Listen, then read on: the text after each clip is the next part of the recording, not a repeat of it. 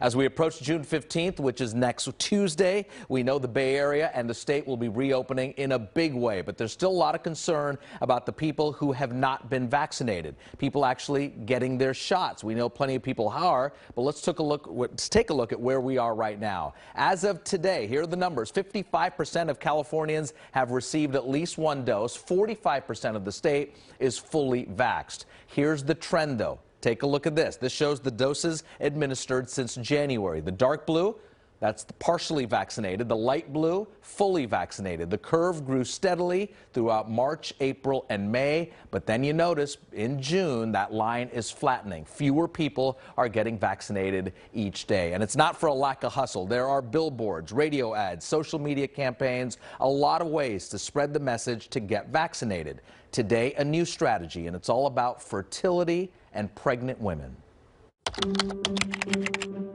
I definitely want to have kids at some point in my life, and it would be heartbreaking to find out that, there was something in the vaccine that, made it difficult to get pregnant. Hi, Penelope. I want to reassure you that no fertility loss was reported in the clinical trials or in the millions of women who have since received the vaccines. If you notice that's a PSA, a public service announcement released by the state of California just to get some answers, some truth out there about fertility and pregnant women and the vaccine. Tonight, we're talking about these concerns and what else people might be holding people back. We asked on our social media platforms the question of the day: if you're still hesitant about getting vaccinated, what are those concerns of yours? Tonight, we're joined by infectious disease expert Dr. Peter Chin-Hong from UCSF. He's been on the front lines of COVID since day one. Also with us, Abbey Fernandez, our digital correspondent. Dr. Peter, we'll start with you. Why are there concerns still out there about fertility and this vaccine? And first off, is there that higher risk for pregnant women to get vaccinated? Well, Raj, I'll start with the easy answer, which is that there has been no known evidence that the vaccine causes a decrease in fertility. There have been no added fertility losses in the millions of folks who have received vaccinations.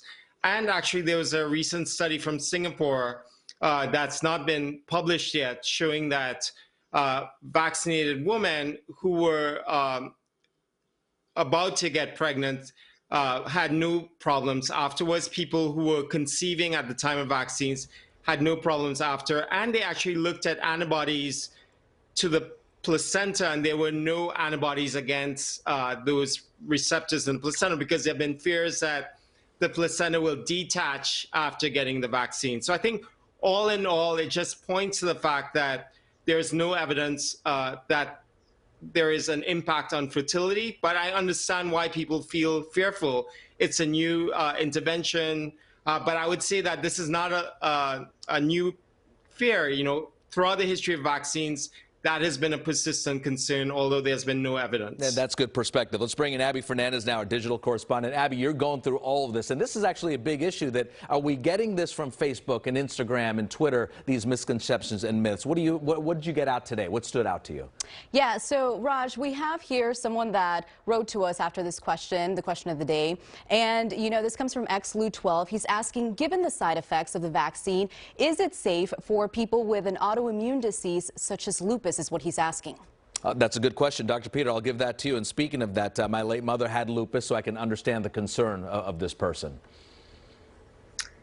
But Raj, I totally also understand the concern, because people worry that the antibodies that you generate after getting the vaccine will then exacerbate the attacking against your own body that's seen in autoimmune disease.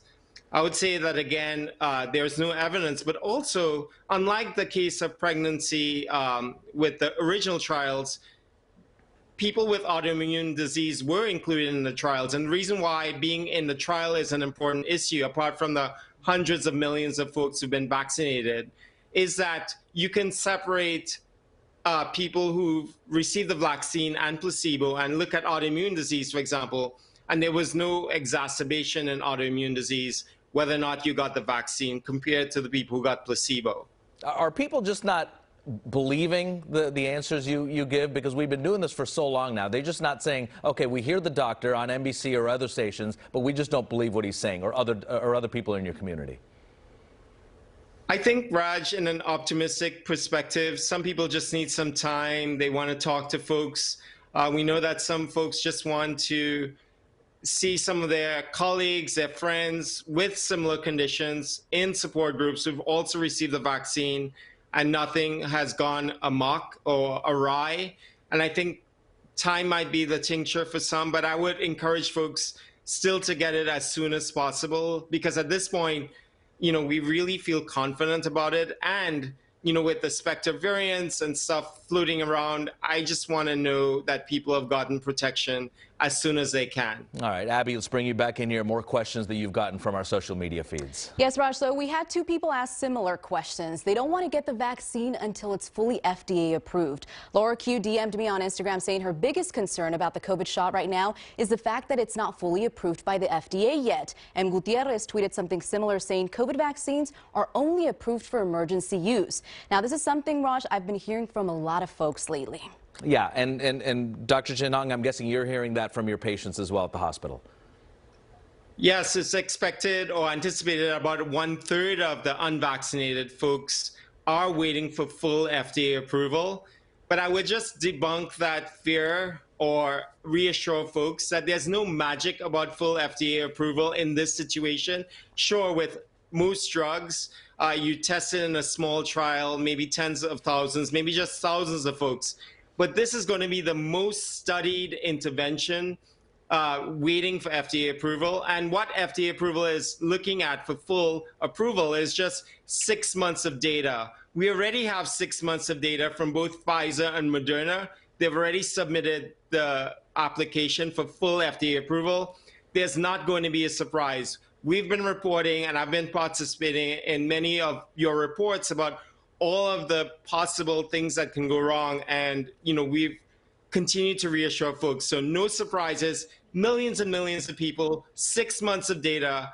Nobody will expect no full approval. And again, time is everything right now. We've been doing this for a while. We'll continue to do it. Thank you, Dr. Peter Chin-Hong. Abby, I'll let you wrap this up. Yeah, you all can join the conversation online right now on our social media profiles. Find us at NBC Bay Area and let us know what's holding you back from getting the shot. Okay, thank you, Abby.